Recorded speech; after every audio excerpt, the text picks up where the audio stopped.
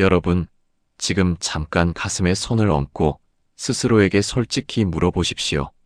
세상에서 내가 정말 부러워하는 사람은 누구입니까? 강남에 건물 가진 부자입니까? 자식이 크게 성공한 사람입니까? 이름난 사람입니까? 젊을 때는 그런 것들이 눈부시게 보이지만 나이가 들수록 부러움의 방향이 달라집니다. 70, 80이 넘어도 큰 병 하나 없이 자기 발로 걸어다니고 밥맛이 살아있고 밤에 잠을 편히 자고 누군가에게 짐이 되지 않는 사람. 그 사람이야말로 거칠애가 아닌 진짜 여유를 누리는 사람입니다.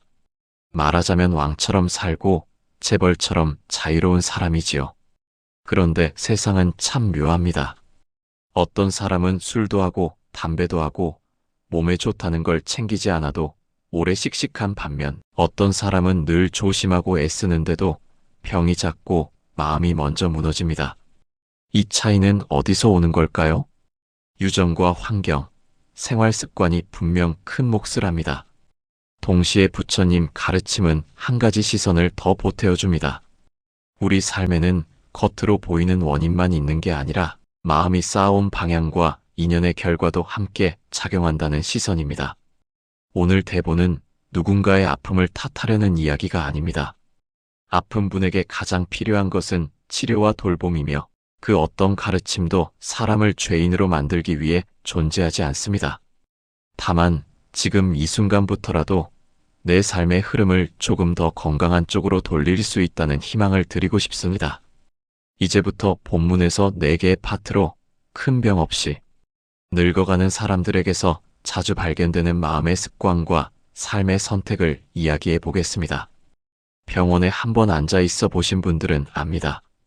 같은 나이인데도 어떤 분은 혼자 접수하고 혼자 걸어 들어가는데 어떤 분은 누군가의 부축이 없으면 한 발도 떼기 어렵습니다. 대기실의 공기는 묘합니다. 내가 저 자리에 앉을 날이 오겠구나 하는 두려움과 그래도 오늘은 괜찮다는 안도의 숨이 한 곳에 섞여 있습니다. 의사 선생님은 대개 이렇게 설명합니다. 유전적 요인이 있습니다. 생활 습관이 중요합니다. 운동과 수면이 영향을 줍니다. 맞는 말입니다. 그런데 그 설명만으로도 마음이 개운해지지 않는 이유가 있습니다. 우리는 알고 있거든요. 습관이 비슷한데도 결과가 너무 다르게 나타나는 경우를, 그리고 노력의 양과 결과가 꼭 비례하지 않는 장면을 말입니다. 불교가 흥미로운 지점은 여기서 시작됩니다. 부처님께서는 세상을 우연이 가득한 곳으로 보지 않으셨습니다. 단, 그 말씀을 누구는 벌받고 누구는 상받는다라는 단순한 재판처럼 이해하면 곤란합니다. 불교에서 말하는 업은 누군가가 우리 인생을 채점하는 표가 아니라 내가 만들어낸 원인이 어떤 방식으로든 결과로 이어지는 흐름에 가깝습니다. 내가 어떤 마음으로 살았는지, 무엇을 반복했는지, 무엇을 즐겨 했는지, 무엇을 오래 붙들었는지, 그것들이 나라는 사람의 삶의 결을 만들고 그 결이 몸과 관계와 선택에까지 스며든다는 뜻입니다. 그래서 전생 이야기도 사실은 확인할 수 없는 과거를 캐라가 아니라 지금 내 삶에서 씨앗을 바꿔라로 돌아옵니다. 과거의 원인이 어떠했든 오늘부터 내가 만드는 원인은 분명히 내일에 영향을 줍니다. 이게 불교가 주는 현실적인 희망입니다. 그렇다면 큰 병 하나 없이 늙어가는 사람들, 그분들이 쌓아온 첫 번째 씨앗은 무엇일까요? 불교적 관점에서 가장 먼저 꼽는 것은 아주 기본적인 태도입니다. 생명을 대하는 마음입니다. 여기서 생명이란 사람만을 뜻하지 않습니다.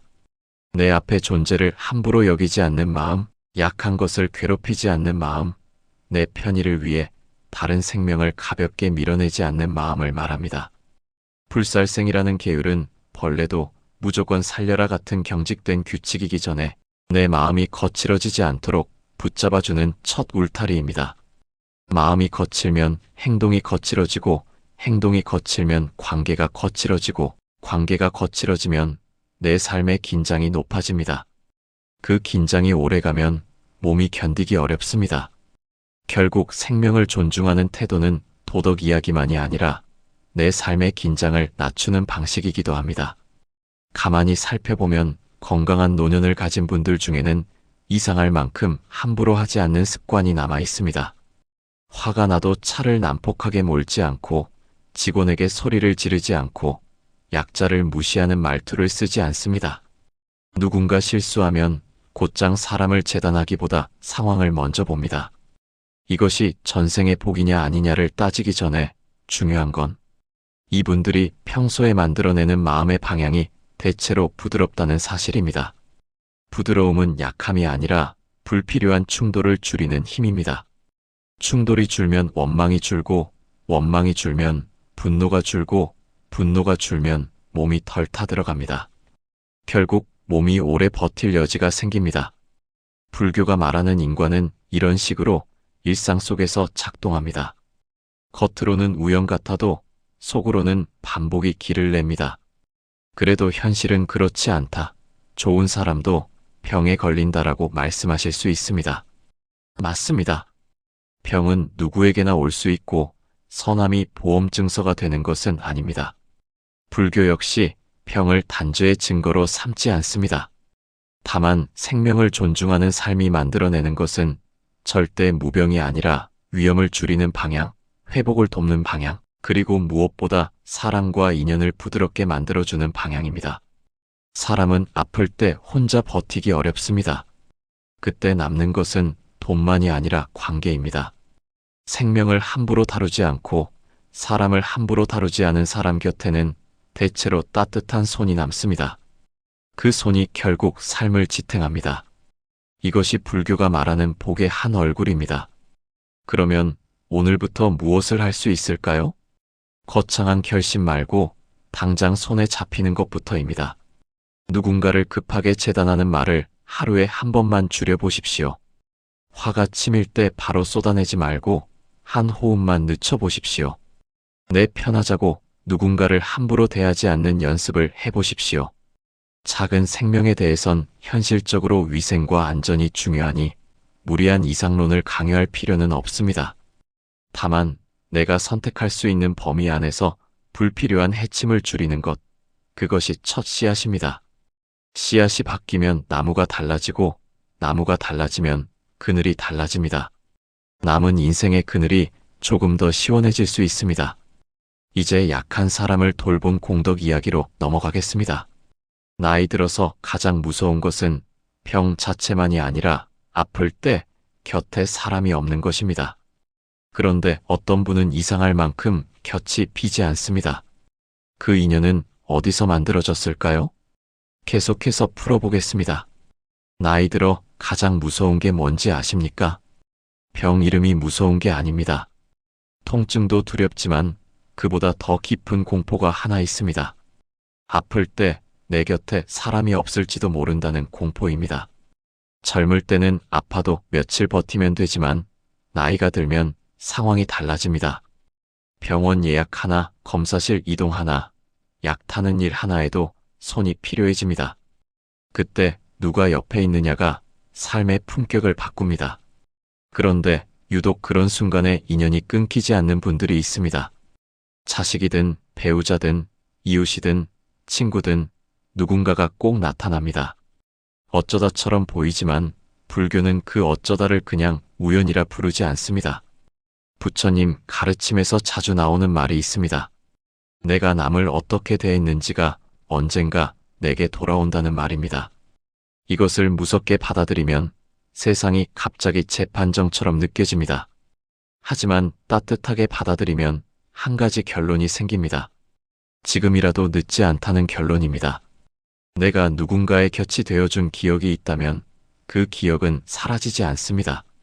눈에 띄지 않는 곳에 남아있다가 나도 모를 때 내 삶의 바닥을 받쳐줍니다. 그래서 큰 병 없이 늙어가는 사람들, 혹은 큰 병이 와도 유난히 회복이 빠른 사람들을 가만히 들여다보면 이런 특징이 있습니다. 그들은 약한 사람의 시간을 가볍게 여기지 않습니다. 젊고 멀쩡할 때는 누구나 자기 일이 바쁘고 자기 기분이 중요합니다. 그런데 어떤 사람은 바쁜 와중에도 늙은 부모의 말 한마디를 끝까지 들어줍니다. 병든 이웃이 있으면 귀찮아도 문을 한번 두드립니다. 버스에서 휘청거리는 어르신이 보이면 자리보다 먼저 몸이 움직입니다. 이런 일들이 대단해 보이지 않을 수 있습니다. 하지만 불교의 관점에서는 바로 이런 사소한 선택들이 인연의 근육을 키웁니다. 인연의 근육이란 내가 넘어질 때 누군가가 손을 내밀어 줄 가능성을 말합니다. 특히 부모에 대한 마음은 아주 깊습니다. 어떤 분은 말합니다. 부모는 이미 지나간 시대 사람이다. 나는 내 인생이 바쁘다. 그 말도 이해는 됩니다. 그러나 불교는 부모를 단순히 나를 키워준 사람으로만 보지 않습니다. 부모는 내가 한 번도 피할 수 없었던 생의 거울입니다. 그분들이 늙어가는 모습은 곧 내가 늙어갈 미래입니다. 그 미래를 어떻게 대하느냐가 내 미래를 어떻게 대우받느냐와 이어진다고 보는 것이지요. 그래서 부모에게 따뜻한 마음을 내는 행위는 단순한 효도 캠페인이 아니라 내 노년의 안전망을 한 겹 더 두껍게 만드는 일로 해석됩니다. 그리고 그 마음이 깊은 사람은 신기하게도 삶이 급해지지 않습니다. 급하지 않으면 사고가 줄고 사고가 줄면 큰 병의 문턱도 조금 멀어집니다. 이렇게 원인이 겹치고 또 겹치며 결과가 만들어집니다. 여기서 중요한 건 누군가를 부모를 안 모셔서 벌 받았다처럼 단정하지 않는 것입니다. 세상에는 각자의 사정이 있고 때로는 돌보고 싶어도 돌볼 수 없는 조건이 있습니다. 불교가 말하는 업은 남을 심판하라고 주어진 칼이 아닙니다. 내 마음을 정돈하라고 주어진 등불에 가깝습니다. 그러니 판단은 내려놓고 내가 할 수 있는 만큼만 해보면 됩니다. 전화 한 통이 어려우면 문자 한 줄도 좋고 직접 찾아뵙기 어렵다면 목소리를 한 번 더 듣는 것도 좋습니다.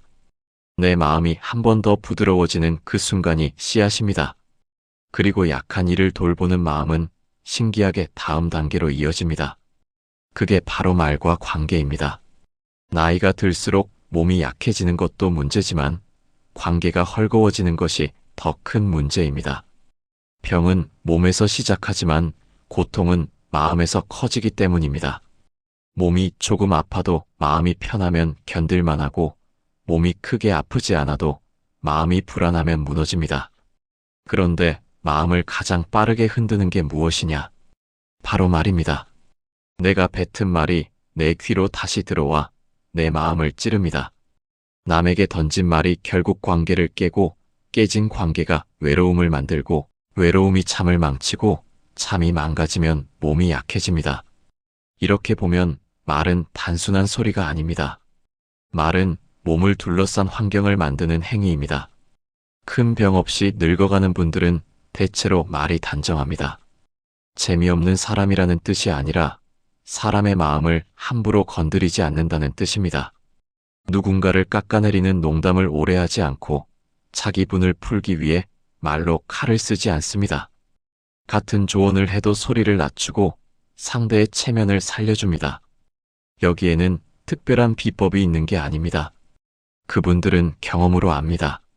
말이 거칠면 결국 내가 손해라는 것을요. 내가 이겨보려고 던진 말 한마디가 밤에 내 가슴을 치는 후회로 돌아온다는 것을요. 그래서 말이 조심스러워지고 말이 조심스러우면 마음이 과열되지 않습니다. 마음이 과열되지 않으면 몸도 덜 타들어갑니다. 불교가 정어를 강조하는 이유가 여기에 있습니다. 선량한 사람이 되라는 도덕 명령이 아니라 괴로움을 줄이는 기술입니다. 하지만 여기서 많은 분들이 걸립니다. 말을 조심하면 속이 더 답답해지는 거 아닌가? 맞습니다. 억지로 참기만 하면 속이 상합니다.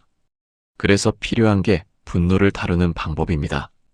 분노는 참는다고 사라지지 않습니다. 다만 분노를 믿지 않는 법은 배울 수 있습니다. 화가 치밀 때 우리는 대개 그 화가 정당하다고 느낍니다. 내가 옳고 상대가 틀렸고 그래서 지금 당장 한마디 해야 할 것 같습니다. 그런데 불교는 묻습니다.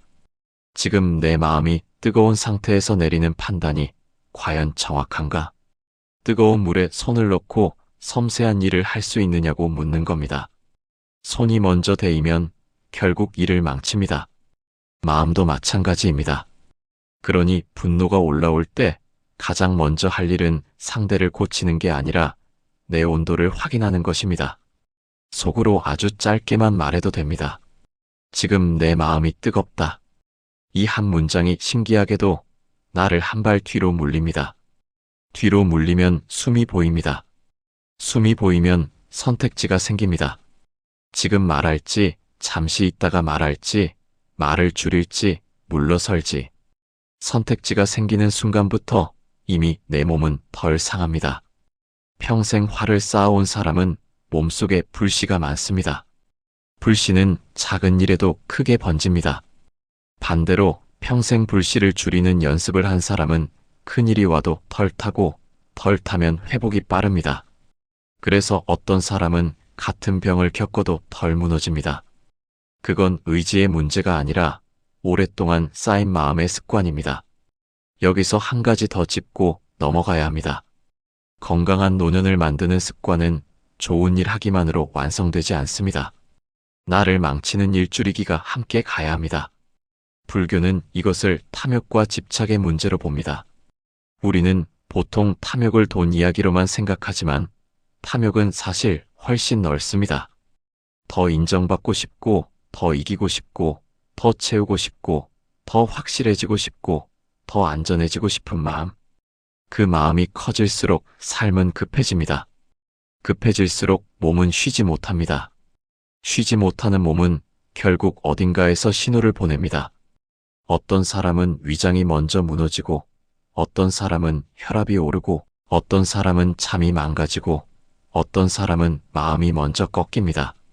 큰 병 없이 늙어가는 분들을 보면 욕심이 없다기보다 욕심을 알아차리는 순간이 빠르다는 특징이 있습니다.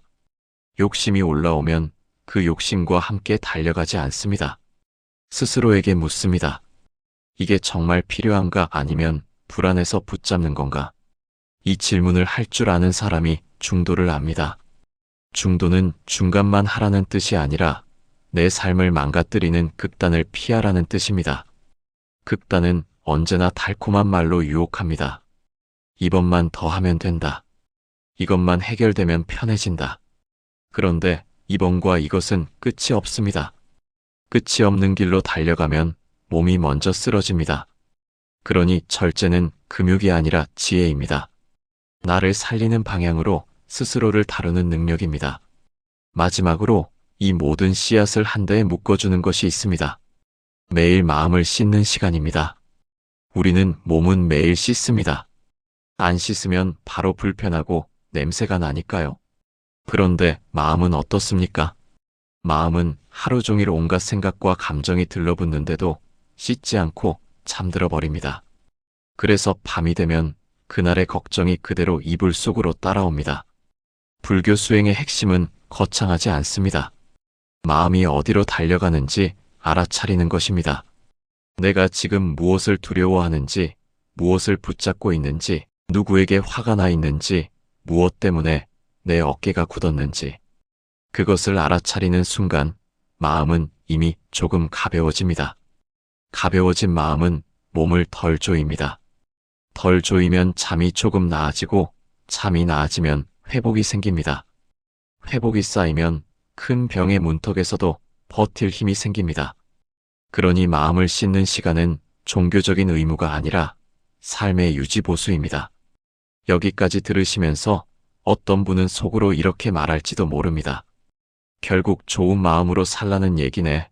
그런데 나는 지금 몸이 이미 아픈데 어떡하나? 그 마음을 제가 압니다. 그래서 이 대본은 비난이 아니라 방향을 드리려는 것입니다.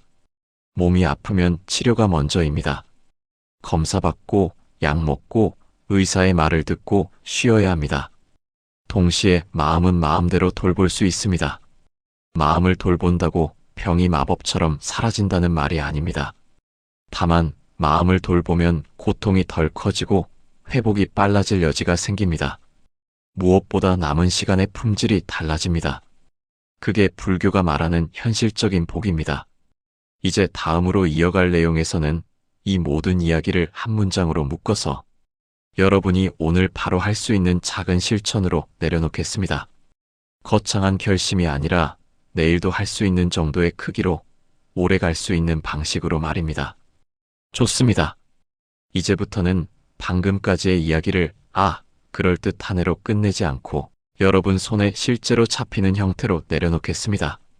왜냐하면 마음 철학이라는 것은 듣는 순간 잠깐 고개 끄덕이는 지식이 아니라 일상에서 반복될 때만 힘이 생기기 때문입니다. 그리고 반복이 쌓이면 불교에서 말하는 업이라는 것도 결국 내가 만들어낸 방향으로 드러납니다. 방향이란 대단한 운명 선언이 아니라 확률이 기우는 쪽입니다. 오늘도 화를 조금 덜 내면 내일의 몸이 조금 덜 타고, 오늘도 잠을 조금 더 챙기면 내일의 마음이 조금 더 견디고, 오늘도 누군가에게 말 한마디를 부드럽게 건네면 내일의 관계가 조금 더 안전해집니다. 이런 것들이 쌓이면 어느 순간 우리는 큰 병이 안 오게 한다는 말까지는 못하더라도 적어도 큰 병이 오더라도 덜 무너지는 힘을 갖게 됩니다. 그게 노년의 가장 큰 복입니다. 여러분은 아마 이런 장면을 떠올리실 겁니다. 어떤 어르신은 같은 고혈압 약을 먹어도 표정이 편안하고, 어떤 어르신은 같은 수치를 봐도 얼굴이 굳습니다. 어떤 분은 검사 결과 기다리는 시간에도 주변을 살피며 다들 고생 많으시네 하시고, 어떤 분은 같은 시간에 속으로 온 세상을 원망합니다. 결과를 바꾸는 건 의학이지만 그 시간을 지나가는 방식은 마음이 바꿉니다. 마음이 바뀌면 몸이 받는 부담이 줄어듭니다. 부담이 줄면 회복의 여지가 생깁니다. 그래서 불교는 늘 말합니다. 밖의 조건을 바꾸기 어려울 때도 마음의 방향은 조정할 수 있다고요. 그 조정의 첫 단추는 아주 단순합니다. 내가 지금 어디에 힘을 주고 있나를 알아차리는 겁니다. 우리는 보통 눈에 힘을 주고 삽니다. 사람을 평가하느라 눈이 바쁘고, 불안한 미래를 상상하느라 눈이 바쁘고, 남과 비교하느라 눈이 바쁩니다. 그러다 보면 어깨가 올라가고 턱이 굳고 숨이 얕아집니다. 숨이 얕아지면 몸은 늘 경계 상태로 들어갑니다. 경계 상태는 짧게는 생존에 도움이 되지만 길게는 몸을 망가뜨립니다. 그러니 여러분, 지금 여기서 딱 30초만 해보십시오. 등을 기대든 그냥 앉아있든 상관없습니다.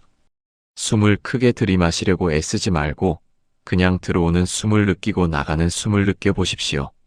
그리고 마음속으로만 한번 말해보세요. 나는 지금 내 몸을 좀 살펴보겠다. 이 한 문장이 별것 아닌 것 같아도 내 마음이 내 편으로 돌아오는 신호가 됩니다. 이제 조금 더 현실적인 이야기를 해보겠습니다. 노년의 병이 두려운 이유는 아픔만이 아닙니다.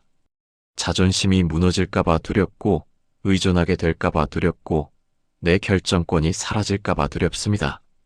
그래서 어떤 분은 몸이 아픈데도 더 억지로 버팁니다. 난 괜찮아 하면서요. 그런데 신기하게도 큰 병 없이 늙어가는 분들 가운데는 자존심이 없는 분이 아니라 자존심을 제때 내려놓을 줄 아는 분들이 많습니다. 아프면 아프다고 말할 줄 알고 도움을 받을 줄 압니다. 도움을 받는 건 패배가 아니라 인연을 쓰는 일이라는 걸 알기 때문입니다. 반대로 끝까지 혼자 버티려는 마음은 겉으로는 강해 보여도 속으로는 불안이 큽니다. 불안이 크면 몸이 더 빨리 지칩니다. 그러니 도움을 청하는 것도 수행이고, 병원에 가는 것도 수행이며, 약을 잘 챙겨 먹는 것도 수행입니다. 불교적 삶이란 산속에서만 하는 게 아니라 내 삶의 자리에서 현실을 정확히 받아들이는 데서 시작됩니다. 여기서 많은 분들이 이런 질문을 합니다. 그래도 결국은 전생이라는 말이 마음에 걸린다. 나는 전생을 모르는데 뭘로 확신하나? 맞습니다. 전생은 증명하기 어렵습니다. 그러니 전생 이야기를 확신으로 들고 있으면 오히려 마음이 꼬일 수 있습니다. 불교가 유용한 지점은 전생을 맞추는 데가 아니라 지금의 마음을 바꾸는 데 있습니다. 전생을 몰라도 괜찮습니다. 중요한 건 내가 오늘 무엇을 반복하느냐입니다. 오늘의 반복이 결국 내일의 성격이 되고, 내일의 성격이 결국 관계가 되고, 관계가 결국 삶의 환경이 되고, 그 환경이 다시 몸에 영향을 줍니다. 이렇게 보면 업은 신비가 아니라 습관입니다. 습관은 바뀝니다. 천천히, 그러나 분명히 바뀝니다. 그래서 여러분께 아주 간단한 기준을 하나 드리겠습니다. 무언가 선택해야 할 때 이 기준으로만 한번 걸러보십시오. 지금 내가 하려는 것이 내 몸과 마음을 더 조이는 일인가? 아니면 조금 풀어주는 일인가? 예를 들면 이런 겁니다. 속이 상할 때 술로 풀면 그 순간은 풀리는 듯 하지만 결국 더 조입니다. 상대에게 쏘아붙이면 그 순간은 시원할지 몰라도 관계가 조입니다. 밤늦게까지 휴대폰을 보면 그 순간은 재미있지만 잠이 조입니다. 반대로 속상한 마음을 누군가에게 조용히 털어놓고 따뜻한 물 한 잔 마시고 잠을 제때 자면 그건 풀어주는 쪽입니다. 불교의 중도라는 말이 바로 여기서 살아납니다.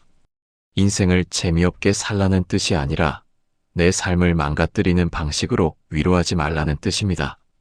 그리고 여기서 꼭 하나 짚고 넘어갈 게 있습니다. 좋은 마음으로 산다고 해서 세상 일이 늘 내 뜻대로 되지는 않습니다. 그럼에도 불구하고 좋은 마음이 주는 가장 큰 선물은 내가 감당할 수 있는 폭이 넓어진다는 점입니다. 같은 일을 겪어도 덜 흔들리고, 같은 통증이 와도 공포가 덜 커지고, 같은 소식을 들어도 그날 밤 잠을 조금 더 지킬 수 있습니다. 노년의 건강은 검사 수치만이 아니라 이런 감당력에 의해 결정되는 부분이 많습니다. 감당력이 무너지면 작은 일도 크게 번지고, 감당력이 살아있으면 큰 일도 조금씩 정리됩니다. 부처님 가르침이 결국 마음을 다루는 이유가 여기에 있습니다. 그러면 감당력은 어디서 오느냐? 대부분은 관계와 습관에서 옵니다. 관계는 내가 살아온 말과 태도가 만들고, 습관은 내가 반복해온 마음의 선택이 만듭니다. 그래서 앞에서 말한 생명을 존중하는 태도, 약한 이를 돌보는 마음, 말을 조심하는 습관, 분노를 다루는 기술, 욕심을 알아차리는 지혜, 마음을 씻는 시간은 따로 놀지 않습니다. 결국 하나로 모입니다. 내 삶을 덜 해치고 남의 삶을 덜 해치며 내 마음을 덜 불태우는 방향으로 나아가는 것입니다. 그 방향이 오래 쌓이면 몸은 그만큼 덜 혹사당합니다. 혹사가 줄면 큰 병의 확률이 낮아질 여지도 생기고, 혹시 병이 오더라도 회복할 바탕이 남습니다. 이게 불교적 관점에서 말하는 복의 실제 모습입니다. 여러분이 혹시 나는 늦었다라고 느끼신다면 그 생각부터 내려놓으셔야 합니다. 수행에서 가장 위험한 건 게으름보다 절망입니다. 게으르면 내일 할 수 있지만 절망하면 오늘도 못합니다. 그리고 오늘을 잃으면 내일도 멀어집니다. 그러니 이렇게만 생각해 보십시오. 오늘부터는 큰 변화 말고 아주 작은 변화 하나만 하자. 내 삶에서 가장 나를 해치는 한 가지를 찾아서 그것을 조금만 덜 하자. 화가 제일 문제라면 화를 줄이는 연습을, 걱정이 제일 문제라면 걱정이 올라올 때 숨을 보는 연습을, 잠이 제일 문제라면 잠자리를 지키는 연습을, 말이 제일 문제라면 말끝을 부드럽게 하는 연습을 말입니다. 한 가지면 충분합니다. 한 가지가 바뀌면 연쇄적으로 다른 것도 바뀝니다. 이제 다음 이어지는 부분에서는 오늘 이야기의 중심을 한 문장으로 딱 묶고 여러분이 영상 끝나자마자 바로 할 수 있는 짧은 실천을 함께 하겠습니다. 전생에 무엇을 했다는 결론을 신비한 이야기로 남겨두지 않고 지금 여기서 내가 할 수 있는 일로 바꿔드리겠습니다. 계속하겠습니다. 먼저 오늘 이야기를 한 문장으로 접어보겠습니다. 사람의 노년을 가볍게 만드는 힘은 결국 몸을 괴롭히는 습관을 줄이고 마음을 불태우는 습관을 줄이는 데서 온다. 부처님 가르침으로 말하면 남을 해치지 않고 탐욕에 끌려가지 않으며 성냄을 키우지 않는 쪽으로 마음을 길들이는 일입니다. 이 문장이 너무 교과서처럼 들리면 이렇게 바꿔도 됩니다. 내 삶이 점점 편안해지려면 내 마음이 만들어내는 쓸데없는 전쟁을 줄여야 한다는 뜻입니다. 싸움은 밖에서만 일어나는 게 아닙니다.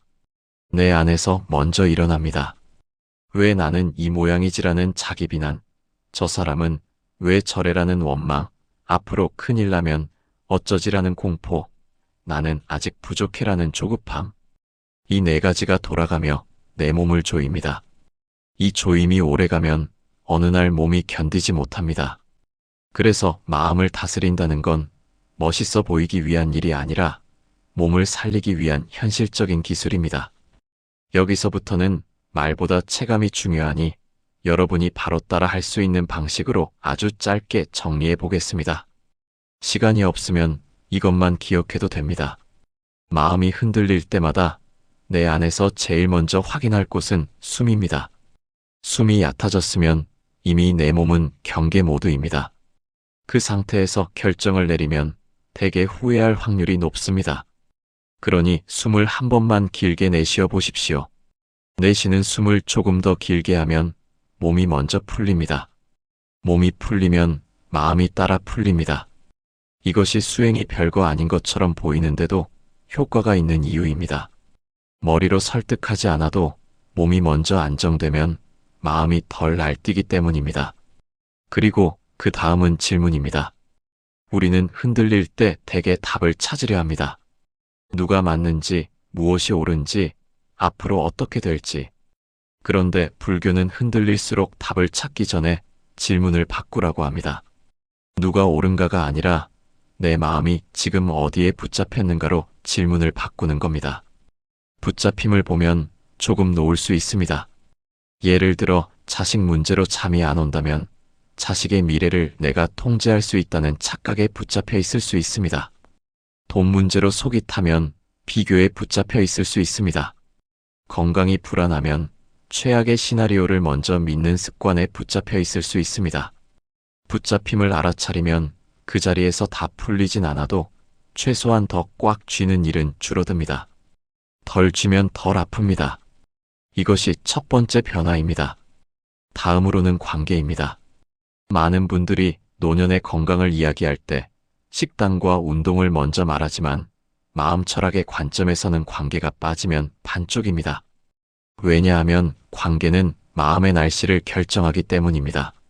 마음의 날씨가 흐리면 몸이 견디는 일이 훨씬 힘들어집니다. 같은 통증도 마음이 불안하면 더 크게 느껴지고 같은 피로도 외로우면 더 깊게 가라앉습니다. 그래서 부처님 가르침에서 자비와 보시와 정어를 강조하는 것은 착하게 살라는 도덕선전이 아니라 내 삶의 날씨를 맑게 하라는 처방에 가깝습니다. 여러분, 이런 경험 있으시지요? 누군가에게 서운한 마음을 품고 하루를 보내면 하루 종일 몸이 무겁습니다. 그런데 그 사람과 오해가 풀리거나 아니면 내가 마음을 내려놓는 순간 갑자기 숨이 쉬어집니다. 어깨가 내려가고 속이 편해지고 잠이 조금 나아집니다. 이건 기분 탓이 아닙니다. 내 몸이 관계의 영향을 그대로 받는다는 증거입니다.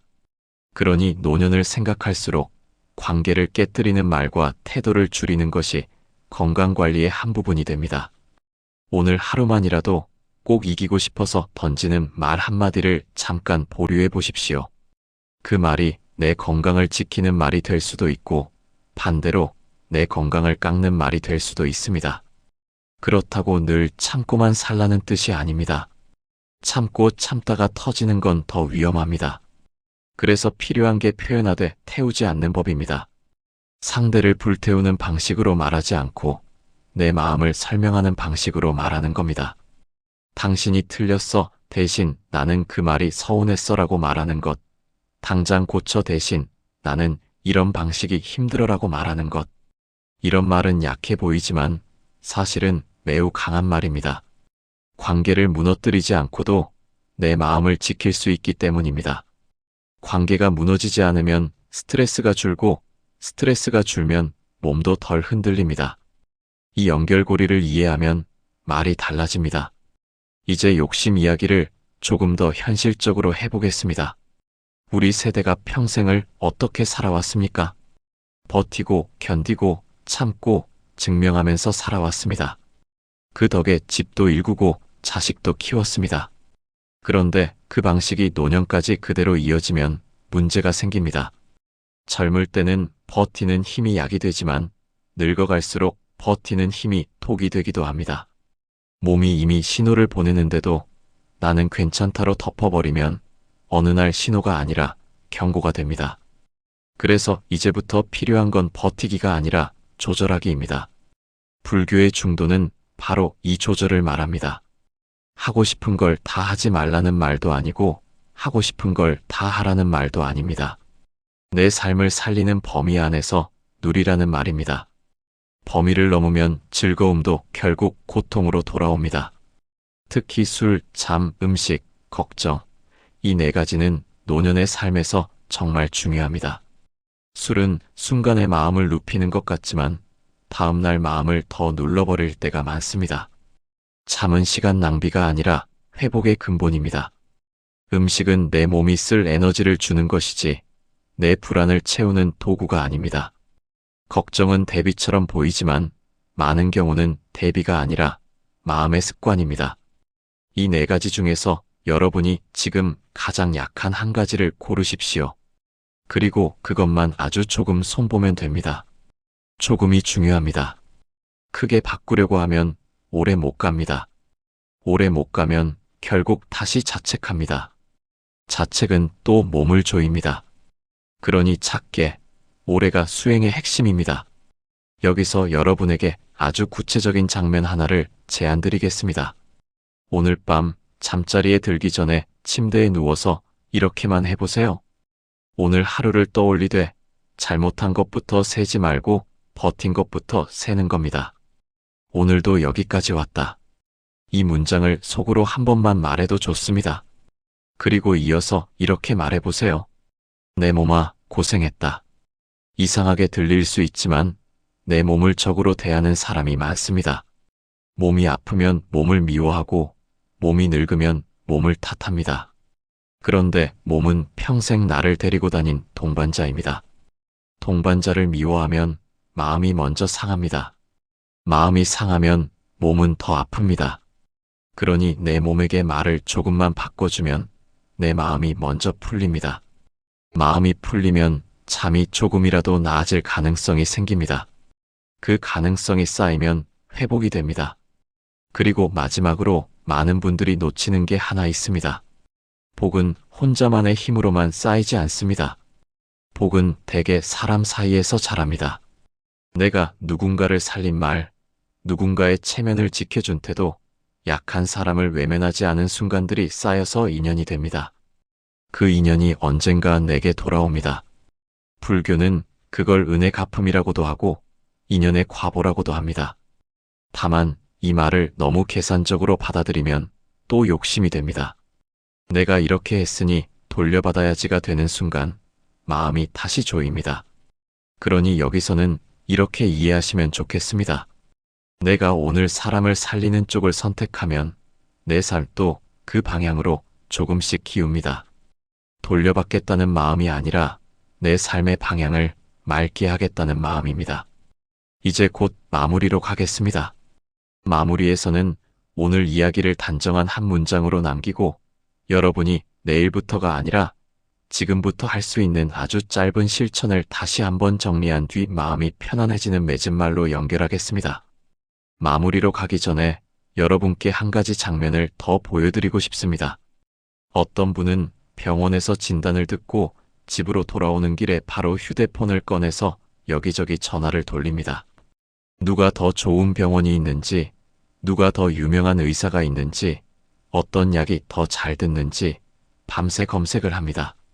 그러다 새벽이 되고 잠은 깨지고 마음은 더 날카로워집니다.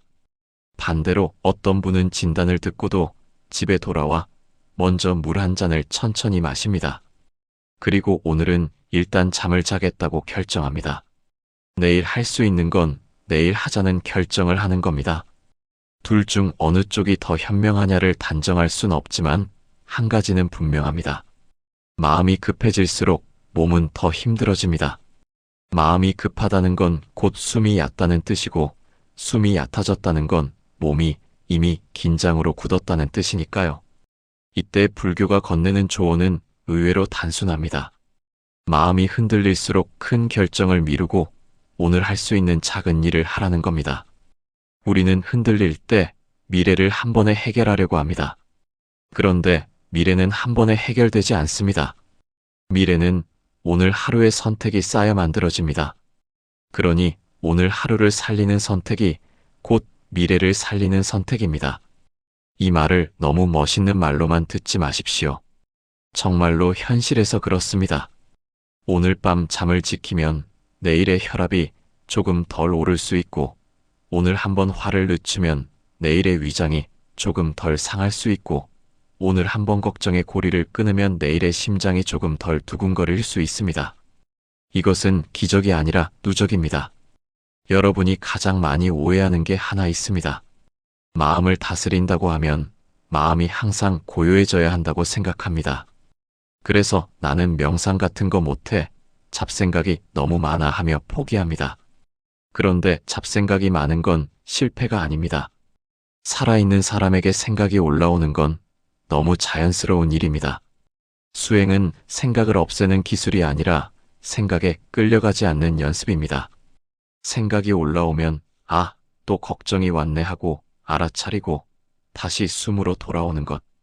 그게 전부입니다.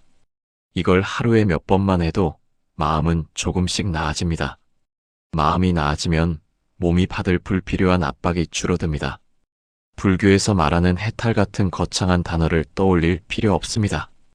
오늘 하루 덜 괴로운 쪽으로 한 발 옮기는 것, 그게 시작입니다. 여기서 여러분이 당장 할 수 있는, 그리고 오래 갈 수 있는 방식으로 아주 짧은 실천을 하나만 제안드리겠습니다. 이름을 붙이자면 한 호흡의 공덕입니다. 화가 나거나 불안이 올라오거나 갑자기 가슴이 철렁할 때가 있지요. 그때 마음속으로만 이렇게 말해보십시오. 지금은 결정할 때가 아니다. 그리고 숨을 한번 길게 내쉽니다. 길게 내쉬는 게 포인트입니다. 내쉬는 숨이 길어지면 몸이 먼저 싸움을 멈춘다는 신호를 받습니다. 그 신호가 들어오면 마음이 한 걸음 물러날 틈이 생깁니다. 그 틈이 여러분을 살립니다. 그 틈이 관계를 살리고 잠을 살리고 결국 몸을 덜 상하게 합니다. 이건 누구나 할 수 있고 돈도 들지 않으며 오늘부터 바로 됩니다. 그리고 실천은 하나 더 아주 생활적인 걸로 이어가 보겠습니다. 노년에 큰 힘이 되는 습관은 하루를 닫는 방식입니다. 하루를 어떻게 닫느냐가 다음 날을 결정합니다. 많은 분들이 하루 끝에 스스로를 심판합니다. 오늘도 못했어. 또 실패했어. 나는 왜 이러지? 이 심판이 마음을 찌르고 찔린 마음이 잠을 깨웁니다. 그러니 오늘부터 하루를 닫는 말을 바꿔보십시오. 평가 대신 인정으로 닫는 겁니다. 오늘도 수고했다. 오늘도 여기까지 왔다. 완벽하진 않아도 괜찮다. 이 말은 자기 합리화가 아닙니다. 내 몸을 회복시키기 위한 문장입니다. 회복은 자책에서 나오지 않습니다. 회복은 안정에서 나옵니다. 이쯤에서 어떤 분은 이렇게 묻습니다. 그럼 착하게 살면 결국 복이 오나요? 착하다라는 말이 너무 넓어서 조심스럽지만 이 정도는 말할 수 있습니다. 남을 해치지 않는 쪽으로, 내 마음을 태우지 않는 쪽으로, 내 삶을 망가뜨리지 않는 쪽으로 오래 걸어가면 삶의 결이 달라집니다. 그리고 그 결은 어느 순간 몸에도, 관계에도, 위기에서의 태도에도 드러납니다. 이것이 불교가 말하는 인과의 실제적인 모습입니다. 다만 이 인과를 계산으로 만들지 마십시오. 내가 이렇게 했으니 반드시 돌려받아야 한다는 마음은 다시 욕심이 되고, 욕심은 마음을 조입니다. 중요한 건 돌려받는 게 아니라 방향입니다. 내 삶의 방향을 맑게 하는 것. 그게 결국 내 노년을 맑게 합니다. 그러니 오늘의 결론은 거창할 필요가 없습니다. 여러분이 오늘 할 수 있는 만큼만 하시면 됩니다.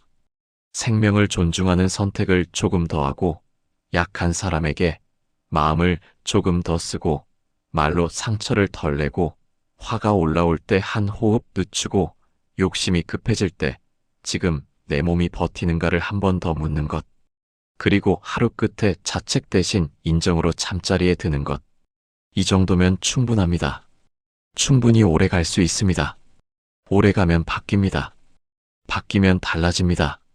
그 달라짐이 결국 여러분의 남은 시간을 더 편안한 쪽으로 밀어줍니다. 이제 정말 마지막으로 여러분 마음에 남을 수 있도록 짧게 정리하고 조용히 맺겠습니다. 다음에는 긴 설명이 아니라 오늘 이야기의 핵심을 한 번 더 단정하게 모아 여러분이 내일부터가 아니라 지금부터 할 수 있는 약속 한 가지로 마무리하겠습니다. 이제는 말을 더 늘리기보다 여러분 마음속에 이건 내가 가져갈 수 있겠다 하는 한 가지를 남겨야 할 때입니다. 이야기가 길어질수록 사람은 오히려 아무것도 못 가져가고 마음만 피곤해지기 쉽거든요. 그래서 여기서는 딱 하나만 정하겠습니다. 한 가지를 정하면 나머지는 따라옵니다. 삶도 건강도 결국 한꺼번에 바꾸는 게 아니라 한 방향으로 오래 기울이는 일이니까요. 여러분이 앞으로 겪게 될 가장 큰 적은 병 그 자체만이 아닙니다.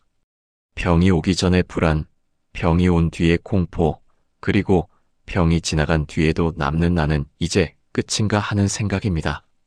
이 생각이 몸을 가장 많이 조입니다. 그래서 오늘은 그 생각을 다루는 아주 짧은 방법을 드리겠습니다. 방법이라고 해봐야 별게 아닙니다.